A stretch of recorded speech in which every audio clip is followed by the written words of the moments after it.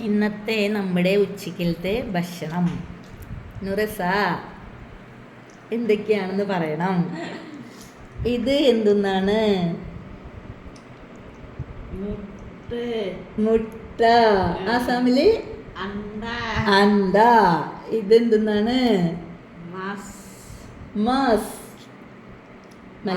മലയാളം മീൻ fry.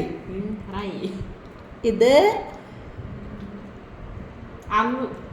Aloo fry. Aloo fry. ഇത് മീൻ കറി. ഇതെന്താ? മീൻ്റെ തല. എന്താണ്? മീൻ തല. ഇതെന്താ? ബാത്ത് ചോറ്. ഇതെന്താ? പാനി. മലയാളത്തില് വെള്ളം. അപ്പൊ നമുക്ക് കഴിക്കാം.